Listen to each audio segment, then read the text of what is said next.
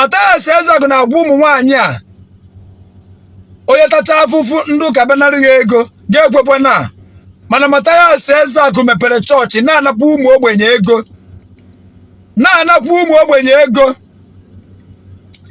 ndị chọọchị kago mma Cha Igbo mụrụ nze m ọzọ ekene m na Igbo ndị ọma njem ọnụ asị bulukwana mbata ụbọchị nketa asị m ihe onye na-eme udo dịrị ya ndụ nwoke ndụ nwaanyị ndụ mmiri ndụ azụ onye fụrụ anyị fụkpọ anya onye fụrụ anyị na-esi n'ọfụkpọ anya ihe ọjọọ kpọọ ya ihu mgbe ndị ọma njem ọnụ biko na-ekene vidiyo ka unu na-afụkwa because o nwere ihe one thing like about the word of God. Bible says as a man thinketh in his heart so is he.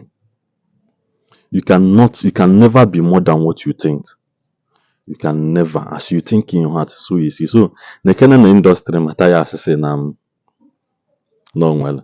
And one thing is, I want to nature that full video Matthias post to na ben na page ya. O wo kucha kwa ahia. Omu anya we sekia onye nwa nyere ga aka na aha Jesus. Serious. So, if you preach against something, it takes a lot of conviction to change the man. That's one thing Matthias na got about. Everybody must not do the same thing. So you kuchakwa siricha ụmụ asị gị udo dịrị gị n'aha Jesus. Asike na biko na ekene industry Matthias na campaign for. Biko n'obodo Igbo na support Matthias ngwanụ nekwanụ ọrụ ebidokwa Matthias alụkwana na company London na support Matthias natakwanụ industry agba nekene video kono Matthias na industry na-eze ndị Igbo ndewonu ọmụ ka a na-akpọ Maazị Samuel Mgborukwe. Matthias bụ nwa anyị nwoke ọ bụ na ọ na-emislead ụmụnna anyị na-eti mkpu n'oke onu na-adọkwa ha aka na ntị marakwa na ebe unu na-aga. Matthias Ezeaku emego vidio gosi anyị indọstrị ndị niile na-agọ m iyi ndị niile na abroad na-asị m go to hell na men nwere sense that Matthias Ezeaku is leading us well. Ngwa bịa na ogosigo anyị indọstrị ị ga-esi America nata bịa join ụmụ nwaanyị abịarụwa kpukpu ite eji aṅụ mmiri. Ị ga-esi Japan nata gịnwa na akọm ọnụ bịa join ụmụ nwaanyị a na Matthias Ezeaku egosigo anyị production company ebe na-produce ite eji aṅụ mmiri. Yes, watch the video. Yes, so good afternoon, good evening, good morning. My people all over the world, this is what we call production. This is the secret of the success of the whole nation today, production. Madiropti here with natural wisdom. This is called production. This is our elderly women. Here is my community. This is our elderly women. They use clay soil to create this pot. This is pot we use to drink water, fetch water, eat food, do a lot of things. They use natural common sense to create this pot here. Now, after producing this pot, they are going to sell it to the wholesaler. Now the wholesaler will sell it to the retailers. The retailers will sell it to the consumer. Now, Africans have failed to know the importance of productive. Our people, before they started producing this pot, they have never encountered white people. True or false? True. When our people started manufacturing this pot, they have never encountered Bible. True or false? True. Our people have been producing a lot of things which create job opportunities to the youth, to the citizens. Any country, any Western world today that are prospering is through what they are producing with their common sense. And while producing it, it will not create job opportunity to the youth. The youth will be employed. And that is what eradicates poverty in a nation. And I want to ask you, if our ancestors that have never encountered the white people or encountered Bible could be able to use their natural wisdom to produce this pot, after molding it, they understand that it must go through process of what? Applying fire on it before what? Before making it done. If they could be able to produce this, and this 21st century, after you went to university, to UNN, to UNIZIC, to Uniport, to Unilag, and you could not be able to produce toothpick, something is wrong somewhere. The reason why you could not be productive anymore in Nigeria is because the white men, They have already created everything for you free of charge inside Bible, without you know that you are being brainwashed. Bible say you shall prosper. Bible say you shall do this. Bible say money will come. How can money come in a society that lack industry, that lack productive? So I want to commend this our women here doing this great job. It shall be well with you guys. Oh, you say Nike, no ye mano bodobana na ganilu. Iye na nyo bodi ganilu bu ye haji brain ha aropota. Aropota. Ndị chọrọ ihe anyị rụpụtara enye gị ego wee were ya. Ọ bụ gezo. Una ga-atacha afụfụ a were ya ke ndị mmadụ free. Ị ga-eri ya rete ego. Ije obodo oyibo ebe a na-arụ akwa nwa bebe Ụmụoyo. Ụmụoyo dị na London. Ebe a na-arụ akwa na Ụmụoyo dị na London nyere more than ihe shakin robo niile ọrụ. Enwe mbe a na-arụpụta akwa na robo. Ọgwa enwe mbe a na-arụpụta akwa na robo nọ na-enye robo ọrụ. Ọgabụ robo ji ọrụ ha rute ego. Mana mmadụ vụrụ Baịbụl sị gị na Jizọs na-enye gị ego mege nwe ụlọ ọrụ mgbe ị na-eje rụta ọrụ. Onye ọbụbụ onye wayo so ọbụgụ. Ọ bụ onye wayo so n'ọbụgụ. Ọ bụ onye wayo so n'ọbụgụ. Onye na-anarị gị nke iji si gị weta nke iji ka o wee nye Jizọs o wee jekwa na bank ga-eji azụ ụmụ onye gwazie gị na Jizọs na-anye gị nke gị. Ọ bụ onye wayo so ọbụgụ. Ọkwa bụ onye wayo. Unu rụtachara ahụ n'ọchụ ọkụ a unu nweta ego na-enya were na-zụgide famili unu nye nwa ogbenye yagidani ndị isi ụka na ha chọghị ọdụmma ndị ojii. A sị na onye njeje ka onye isi ewe ma ọkwa eziokwu.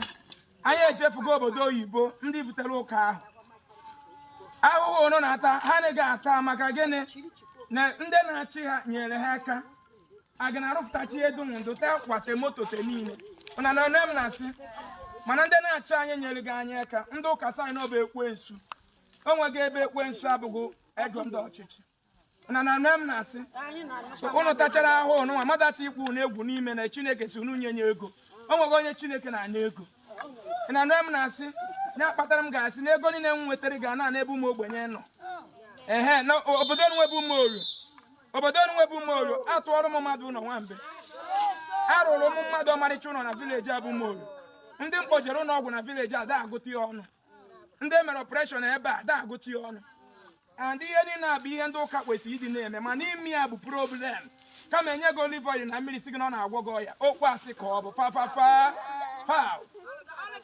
so ọ na ga-agwa anything onye yi arụ o jee ụlọ ọgwụ dasị na na-adụrụ n'ụma o jisie n'ike o dejeni nna anyị fụrụ ya n'gosi ọfụma gaa ya okirikiri daalụnụ o ise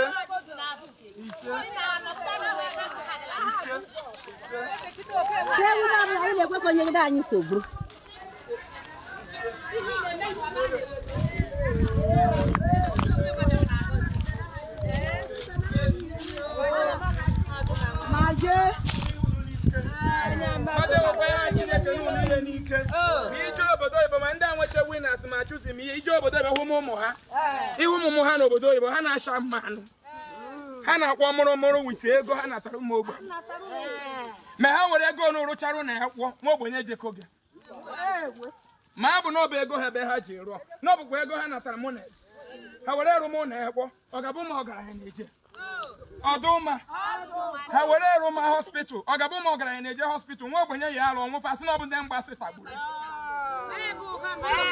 ndị mgbasa ahụghị gọvanọ je tagbo ha ahụghị prezidenti je tagbo tụnenu tụnanyị je tagbo ọ ga-adụrụ unu na mma kọba aha ngwa ka ọ dị n'oho ka ọ dị nụ ka ọ dị mbịa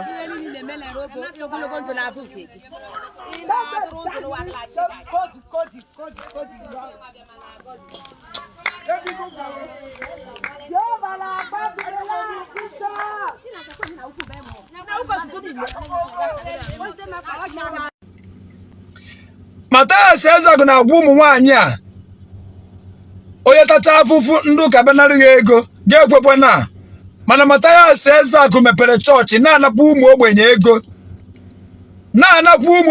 ego ndị chọọchị karị mma ihe ndị chọọchị jikarịghị mma na ndị chọọchị na-ana ndị doctors injinia ọ ndị ji ego na-abịa dị chọọchị mana nke gị wụ na ọwụ ndị imi anwụrụ ndị ji ego ha ji akpa anwụrụ ka ị na-anakọsi ego mana ijele agwa ndị bụ unu na ọ na ndị ụka bịa n'ahịa ego ha nyekwa na ndị ụka mana gị mepere ụka na ndị ogbenye ego na chọọchị gị na-egbe the video ka m gosikwa ya again.